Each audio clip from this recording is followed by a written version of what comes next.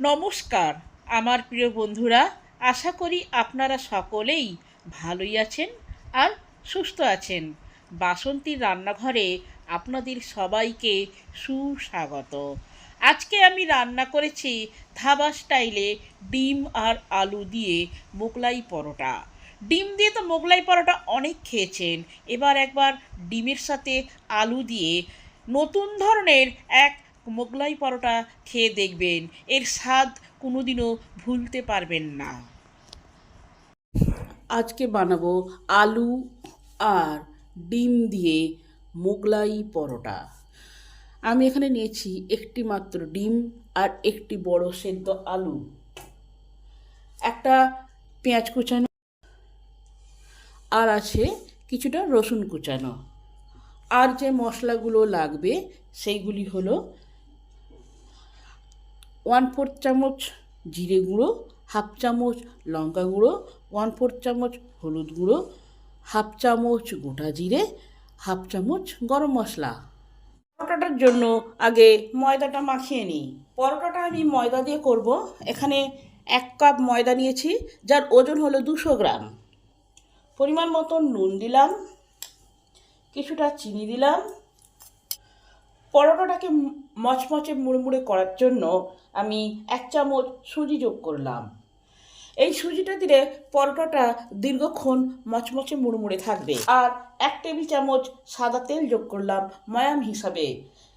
পরোটাতে ময়াম দিলে তবেই পরোটা মচমচে মুড়মুড়ে হবে। এবার এই নুন, তেল, চিনি, সুজি সব ভালো করে ময়দায় মাখিয়ে নিই। সব কিছু আমার ভালো করে ময়দায় মাখানো হয়ে গেছে। এবার ময়দাটায় ময়াম ঠিক আছে কিনা তা জানার জন্য আগে ময়দাটাকে মুঠো করি। ময়দাকে মুঠো করলে যদি এইভাবে ডেলা হয়ে যায়, তাহলে জেনে নিতে হবে যে ময়দাটাতে ময়াম আমার ঠিকই আছে। এবার এটাকে জল দিয়ে দিয়ে মেখে ফেলি। ঠান্ডা জলেই মাখবো, অল্প অল্প করে জল দিয়ে মাখবেন, বেশি করে একসঙ্গে জল দেবেন না। ময়দাটা আমার ভালোভাবে মাখানো হয়ে গেছে।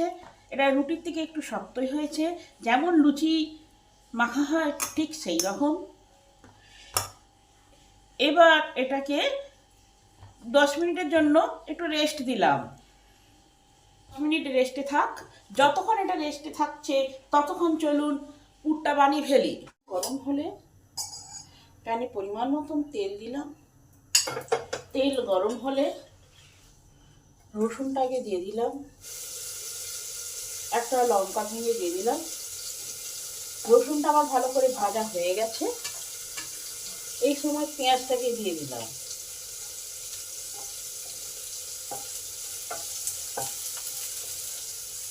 পরিমাণ মতো নুন দিলাম পেঁয়াজটা ভালো করে ভাজার জন্য।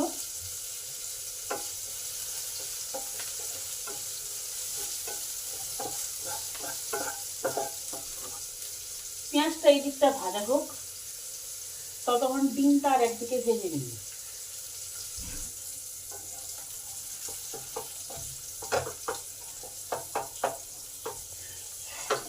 একদিকে ডিমটা ভাজা হোক আর একদিকে পেঁয়াজটা ভাজা হোক, দুদিকেই নাড়তে থাকতে হবে। হাতে সময় না থাকলে এইভাবেই কাজটা তাড়াতাড়ি করতে হয়। এই সময় তাপটা থাকবে লো টু মিডিয়ামে। ডিম আর পেঁয়াজটা ভাজা হয়ে গেছে, এবার একসঙ্গে মিলিয়ে দিই। এবার এই ডিম আর পেঁয়াজের মধ্যে হলুদ গুঁড়ো, লঙ্কা গুঁড়ো আর জিরে গুঁড়ো এক এক করে দিয়ে দিই। এর সঙ্গে ভালো করে মিশিয়ে নিই। এবার এতে আলু সেদ্ধটাকে মেখে দিয়ে দিই। আলুটাও এই ডিমের সঙ্গে ভালো করে মিশিয়ে নিই।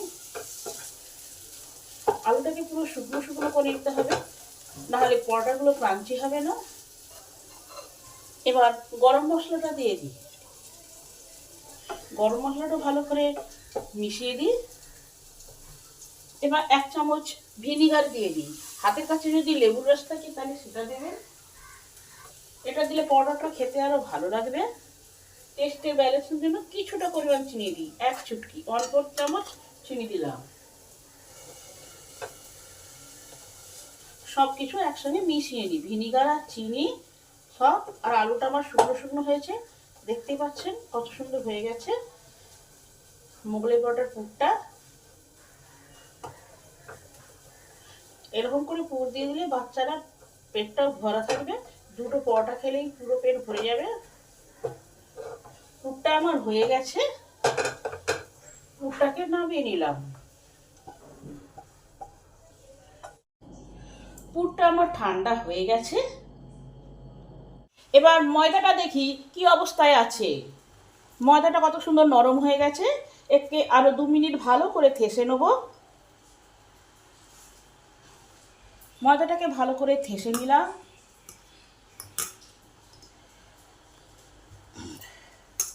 এবার ময়দাটাকে লেচি কেটে নিই।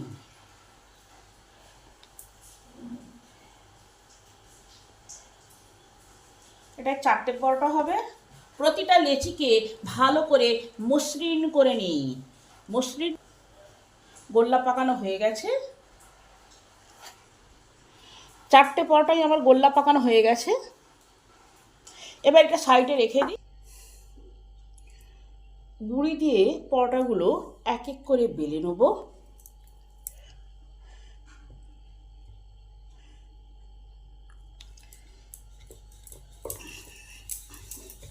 বেশি গুঁড়ি দেওয়া যাবে না, যতটা পারেন বড় করে বেলবেন, কারণ এটা ফোল্ড করতে হবে মোগলাই পরোটার মতন।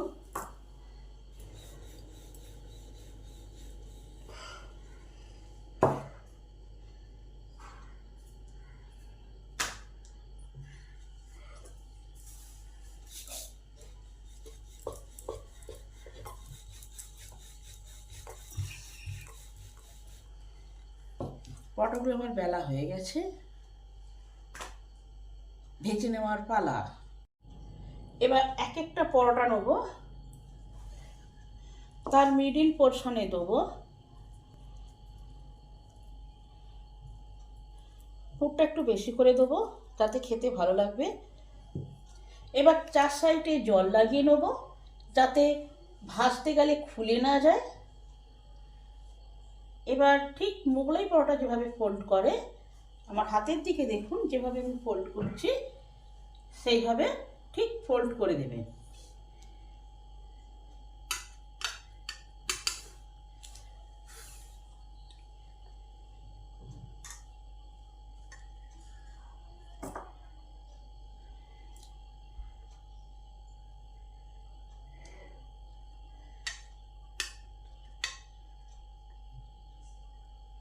দেখলেন কত সুন্দর ডিম মোগলাই পরোটা হয়ে গেল। এইভাবে সব পরোটাগুলো মুড়ে নেব। আর একটা পরোটা দেখাচ্ছি।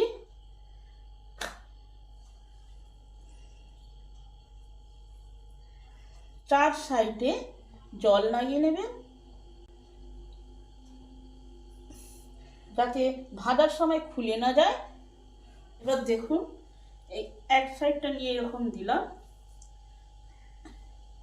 আবার এই দিকটা নিয়ে ঠিক আর একটা সাইডের উপরে চেপে দিলাম, আর একটা নিয়ে ঠিক এইভাবে দিলাম।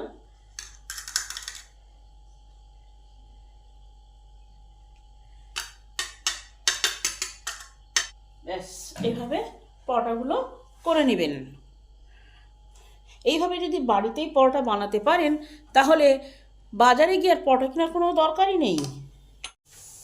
প্যান বসিয়েছি পরোটাগুলো ভাজার জন্য। আমি শ্যালো ফ্রাই করবো, আপনারা পারলে ডিপ ফ্রাই করতে পারেন। গ্যাসটা থাকবে লো টু মিডিয়ামে। হাই হিটে হলে পরোটাটা ভালো করে ভাজা হবে না, ক্রাঞ্চি হবে না।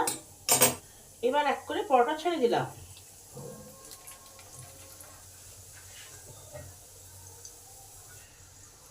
দু মিনিট পরে পরোটাগুলো আর এক পিঠ আস্তে করে উল্টে দিতে হবে। আবার 2 মিনিট পরে এদিকে উল্টে দিলাম। এবার তাপটাকে মিডিয়ামে আনতে হবে। সেটা ধরে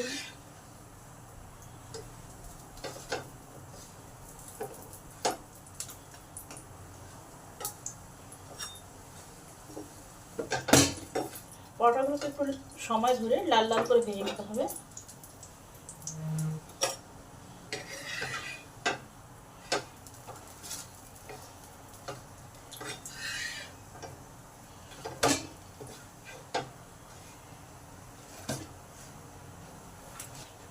পরোটা আমার ভাজা হয়ে গেছে, এবার নামিয়ে নেব। এই দেখুন কত সুন্দর হয়ে গেল ডিম আলু দিয়ে মোগলাই পরোটা। আর একটা ভেজে নেব 2 থেকে 3 মিনিট। আগে ভালোভাবে হতে দিতে হবে, নাড়ানাড়ি করা চলবে না। নাড়ানাড়ি করলে পরোটা ছিঁড়ে যাওয়ার ভয় থাকবে। 3 মিনিট পরে ওদিকটা উল্টিয়ে দেখি কি অবস্থা, কত সুন্দর ভাজা হয়েছে।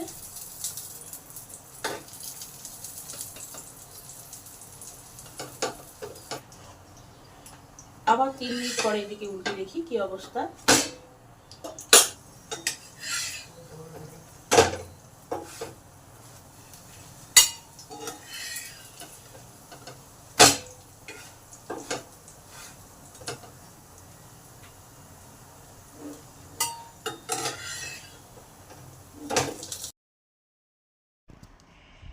এই মোগলাই পরোটাটাও আমার ভাজা হয়ে গেছে, এবার নামিয়ে নেব।